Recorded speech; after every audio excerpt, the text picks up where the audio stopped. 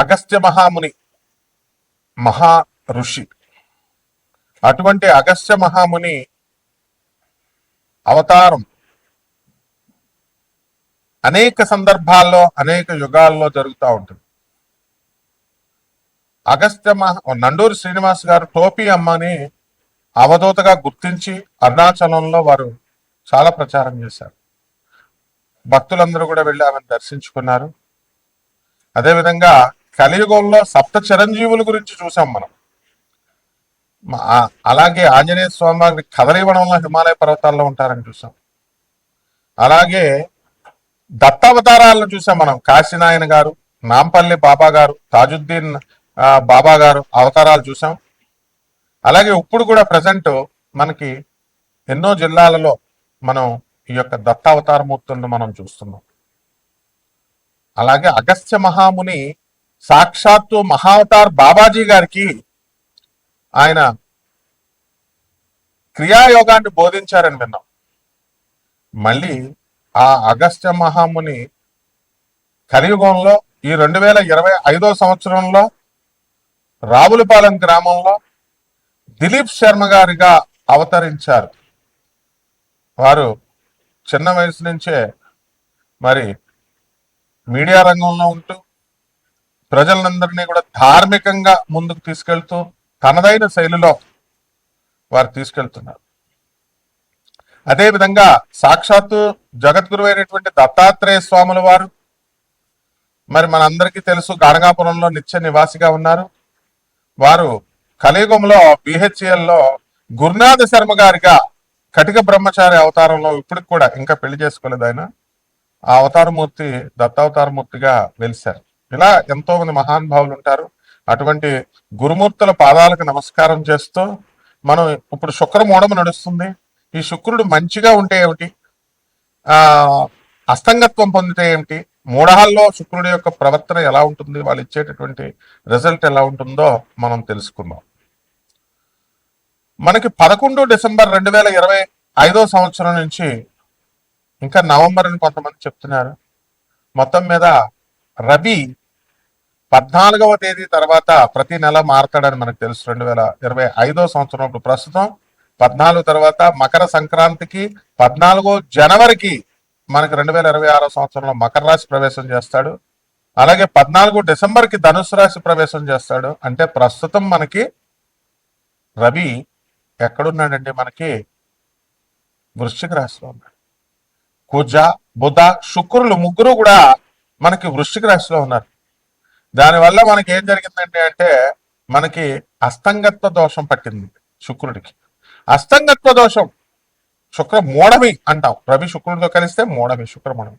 శుక్రుడు మూఢవిలోకి వెళ్తే మనకు ఇవ్వాల్సినటువంటి భౌతిక సుఖాలన్నీ కూడా మనం కోల్పోతాం. ముఖ్యంగా స్త్రీలందరూ కూడా మూడీగా తయారవడం, భర్తలతో మాట్లాడకపోవడం, భర్తల్ని వేధించడం, అత్తగారులు, తల్లి, స్త్రీలంటే అందరూ ఇంకా ఎవరో ఒకళ్ళ పరంగా మొత్తం 12 రాశుల వారిని కూడా ఇబ్బంది పెట్టడం అనేటటువంటిది జరుగుతుంది. అందువల్లనే మనం ఏం చేస్తామంటే వివాహాలు, శుభముహూర్తాలు ఇవన్నీ కూడా మనం మానేస్తాం. పిల్లల సంతానాన్ని కూడా మనం గర్భాధాన ముహూర్తాలు, శోభనాలు ఇవి చెయ్యం. కనీసం ఎంత స్ట్రిక్ట్ అంటే మరి కనీసం పెళ్లి చూపులకు కూడా వెళ్ళాం. ఆ విధంగా గోదావరి జిల్లాల్లో మాకు చాలా పట్టింపు ఉంటుంది అనమాట. మూడాల్లో అసలు మాట్లాడకూడదు. మరి అటువంటి శుక్రుడు మనకు కనుక మంచిగా ఉంటే సంపదలను ఇస్తాడు, పెళ్లి కానిటువంటి వాళ్ళకి పెళ్లిళ్ళు చేస్తాడు, సంతానాన్ని ఇస్తాడు. మరి అలాగే చక్కగా ఆయన వాహన యోగాలను ఇస్తాడు, ఏసీ రూములను ఇస్తాడు, ఇల్లుల్ని ఇస్తాడు, అన్ని ఇస్తాడు.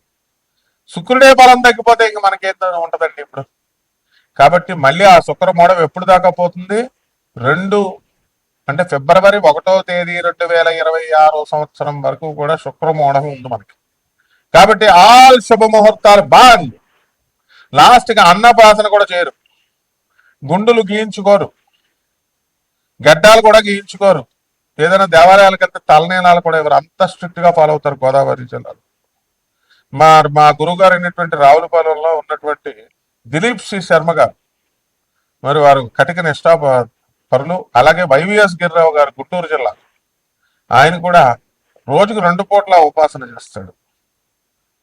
ఎవరు ఎవరున్నా సరే, సీఎంలున్నా, మినిస్టర్లున్నా, లేకపోతే ఎమ్మెల్యేలున్నా, సాయంత్రం అయ్యేసరికి 6 అయ్యేసరికి సంధ్యావందనం, పొద్దున సంధ్యావందనం చేస్తారు. సీనియర్ అసిస్టెంట్ గా గవర్నమెంట్ లో గుంటూరులో సెక్రటేరియట్ లో ఉద్యోగం చేస్తున్నారు. ఇలాంటి నిష్ఠాపరులు ఉండడం వల్లే ఇంకా కలియుగంలో మనకి కాస్త ధర్మం నిలబడుతుంది అని మనం చెప్పాలి. ఆ విధంగా శుక్రుడు మనకి ఈ సంపదలను ఇచ్చేటప్పుడు 12 రాశుల వారికి విచిత్రంగా ఒక్కొక్కరికి ఒక్కొక్క ఫలితాన్ని ఇస్తాడు.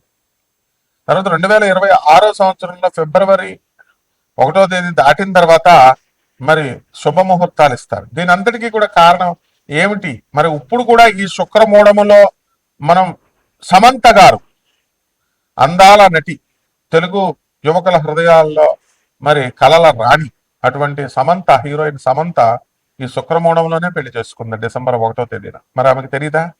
ఆమె దగ్గర పండితులు లేరా? అలాగే బాలకృష్ణ గారు అఖండ సినిమాని రిలీజ్ చేసుకున్నారు.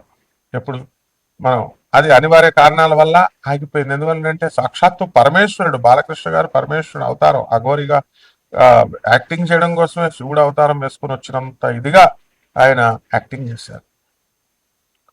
అలాగే శ్రీనివాసుడు, వెంకటేశ్వరుడు, తిరుమల వెంకటేశ్వరుడు బీబీ నాంచారమ్మను పెళ్లి చేసుకున్నాడని మనం విన్నాం. ఎందువల్ల? హిందువుల అమ్మాయిలు లేరా? కాబట్టి మనం అందరం కూడా దీపు స్టార్, మరి అలాగే మౌలి, అలాగే మనకి ఈ యొక్క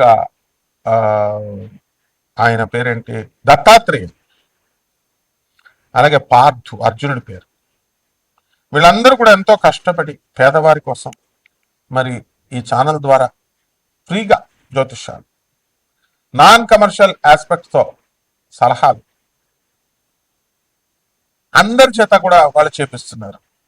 అలాగే వేణువు గారు ఈ యొక్క చైర్మన్ ఛానల్కి పేదవారు బాగుండాలని కోరుకుంటాడు ఆయన, అంతే. కాబట్టి కన్సల్టేషన్స్ ఏముండవు మాకు ఈ ఛానల్లో. మీకు శుక్ర దోషాలు ఉన్నటువంటి వాళ్ళు చక్కగా మీకు ఏ డౌట్లు, భార్యలతో యుద్ధాలు పెట్టుకోవద్దు, భార్యలు కొట్టేస్తారు. ఇప్పుడు అందరూ భర్తలను బాధేస్తారు, ఏమొద్దు, చెవులో దూదెట్టేసుకోండి.